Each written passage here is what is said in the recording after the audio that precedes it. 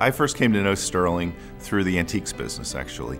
I came to the Poconos to work at Shawnee in the 1980s, and I always had collected antiques from the time I was a kid. And so in order to fund my antique collecting, I had to sell some stuff. So I ended up with a bunch of friends taking a booth out at Collector's Cove, which was out in Scioto. It was a big collector's mart at that time. And I'd work it, on a rotating schedule on the weekends.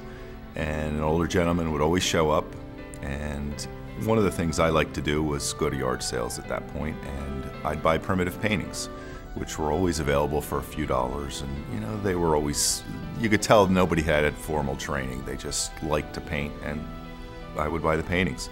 I'd hang them up, and this man would come, and he would inquire about the paintings. Sometimes he'd buy them.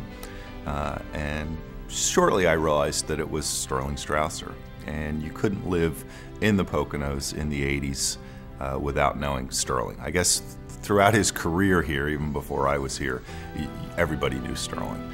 But he was a painter, he was a promoter of other artists, and he was a real lover of art. And it was always hysterical to me because he would ask me, what do you think the artist's motivation was here? What do you think the artist was trying to convey? And I'm thinking, I'm talking to Sterling Strauser, and he's asking me questions that he would be much better able to answer than I was. So it was a good relationship. I didn't know him well. I knew him mostly in that vein. Later on I met him at events, and when Jim Sittig did his big gallery down in Shawnee of Sterling's works, I got to spend some more time with Sterling at that point. But my primary contact with him was through selling him art, and not buying art from him or looking at his art. So that was how I first got to know him. And then in the early 90s, Jim Sittig, the collector, did a retrospective of Sterling's works down in his Shawnee gallery. And my wife and I attended, and it just blew us away. It was unbelievable, the depth and breadth of his work, from the 20s all the way up into the 90s. He was just magnificent in the different styles that he used, and we loved his work. And there were a couple of paintings in that display that I thought, boy, I would love to be able to own those someday. And so we started collecting Strausers, and we've never stopped. It's been a great experience meeting other people who loved him and loved his work, and hearing all the stories, because he was a true character and did a lot of good for the artists in this community. And this is just a wonderful way. This gallery that ESU is doing is just a wonderful way to pay tribute to, I would argue, the most important artist in the Poconos ever. He had a real eye, and his wife as well. I mean, nobody can really talk about Sterling in terms of his promotion and discovery of other artists without talking about Dorothy. And Dot had an amazing ability to look at art and see the worth behind it. And she was the one that I understand that first saw Justin McCarthy, who probably became the most famous and most collected of Sterling's discoveries. And she showed him to Sterling, and they ended up really making the end of Justin's life better because they really promoted him. They did the same with Savitsky. Really made him a more of a household name in the folk art world.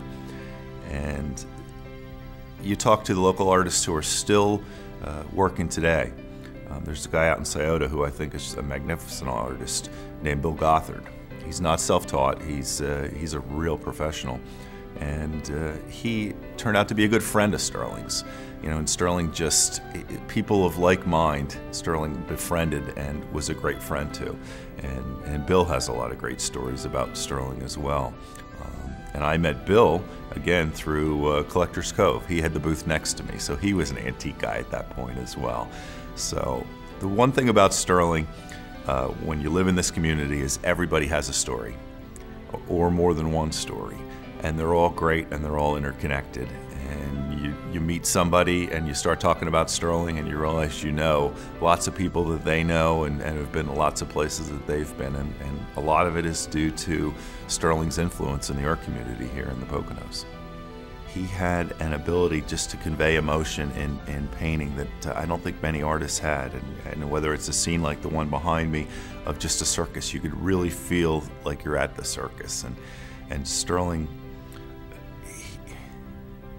it's a gift. I don't know why he had to paint, but I'm certainly glad that he did. The interesting thing that I always found about Sterling is the story's told that he had an opportunity when he was young and still in Bloomsburg to actually go to art school. And there was a rich woman in Bloomsburg who offered to send him through art school. And he turned her down because he believed he had to provide for his family. So he first became a grade school teacher and then a principal, and then he went to work at East Stroudsburg, the International Boiler Works in East Stroudsburg, and he always held a steady job.